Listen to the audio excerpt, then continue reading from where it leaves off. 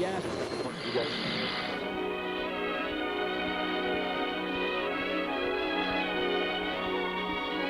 Early in June 1956, the Albert J. Meyer was northward bound from Seattle.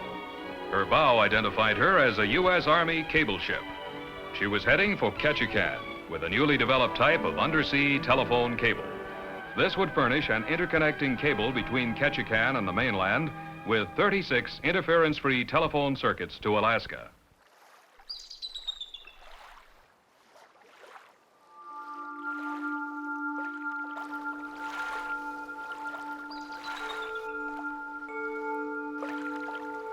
You might say we live on the edge here in Ketchikan, a place where the mountains literally meet the sea, where many of us live, work, and play in three worlds: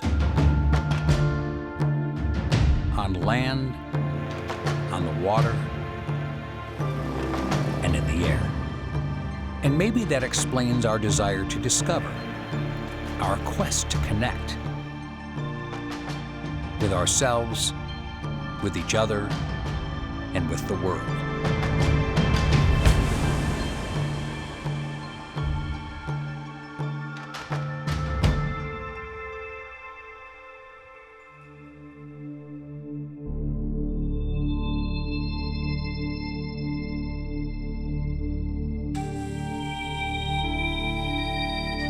"10,000 years ago, the first Tlingit people arrived and settled in the place we now call Ketchikan.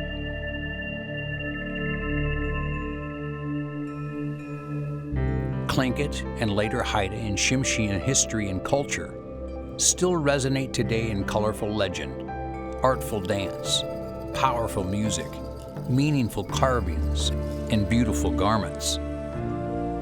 The village of Saxman in Ketchikan hosts the largest collection of totems in the world. These totems are an important connection to the region's history, legends, and cultures. Tlingit explorations throughout Southeast and beyond were frequent and often daring, including voyages of 1,000 miles to the Pacific Northwest.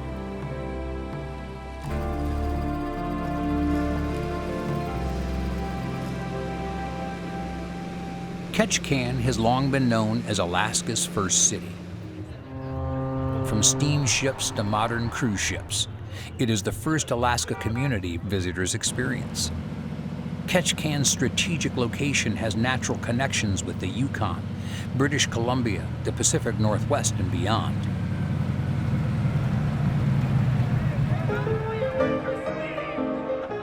From 1927 up until World War II, less than a century ago, Ketchikan was Alaska's largest city. In 1922, Roy Jones connected us with the world by landing the very first plane in Ketchikan. Later, among the many renowned Alaska bush pilots of the era, Ketchikan's Bob Ellis led the way with his passion to connect people, places, and businesses. In 1936, he founded Ellis Airlines. And a few decades later, Ellis Air merged with other regional carriers to form an airline that would connect Ketchikan with the world.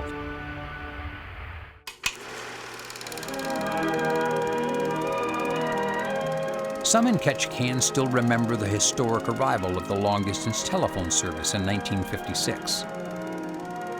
This marked the first time Alaska was connected directly with the lower 48 and symbolized Ketchikan's place on the leading edge of connecting the last frontier with the world. For the first time, long-distance voice communication was strong and clear, consistent and reliable.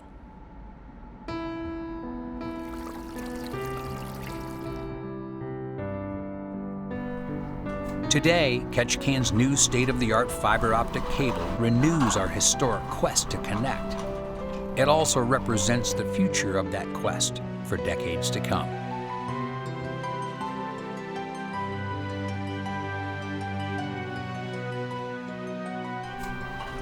This cable didn't just happen. It took the vision, drive, and cooperation of the entire community. In 2019, Ketchikan voted for and approved an $11.5 million bond to make this dream a reality. Many communities talk about infrastructure and think about planning for the future. In Ketchikan, we make it happen. Our new state-of-the-art fiber optic connection with the world will pay for itself in a matter of years. Best of all, it will not result in an increase in rates. And unlike most providers, Ketchikan's new fiber optic capability includes symmetrical bandwidth. That means critical data upload speeds will match the exceptional download speeds this cable delivers. As we look forward, Ketchikan's bandwidth now has the capacity to not only expand bandwidth in the short term, but also enables us to implement hardware in the future that will further expand our capability, with simple upgrades utilizing the existing cable. There are 4 current undersea cables connecting Alaska to the lower 48. All 4 cables cross major fault lines and are vulnerable to probable seismic activity. KPU's new cable does not cross these fault lines, making it nearly impervious to going dark following an earthquake.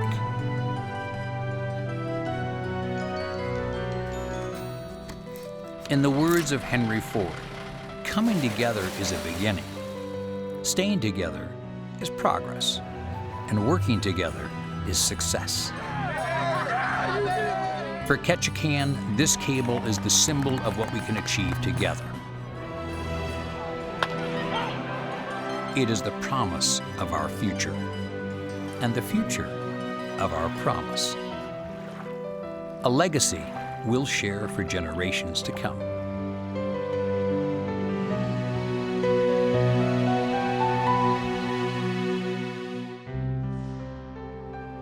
Ketchikan is very unique. We own our own broadband company, and we've invested millions in the best local technology. But one of the things that has been missing is a link off island. We were in danger of running out of bandwidth, mostly because of streaming video. Everyone streams. Smartphones are always on. Every home has 5 or 6 devices. If you don't have bandwidth, none of those things work. We were not keeping up. We were going to have to obtain additional capacity if we were going to meet the needs of our customers. My telecom manager eventually came to me and made a very strong case to say, we've got to solve this problem on a permanent basis. The vision that the community had to put this in place is going to provide benefit for years and years to come. And as the world changes and as the world evolves, we're prepared to evolve with it. By owning the undersea cable between Ketchikan and the mainland, we control our destiny.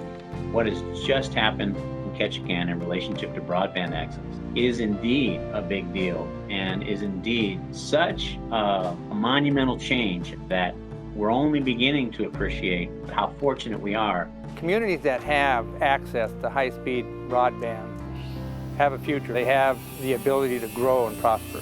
What this says about Ketchikan is it really drives home what a remarkable place it is, and quite frankly, what a surprising place it is. A place that most people would have no earthly idea that this type of technology was available. We have bandwidth now on par with any top-tier community in the United States. Ketchikan is an example of how well it can be done when it's owned by the people who utilize the system.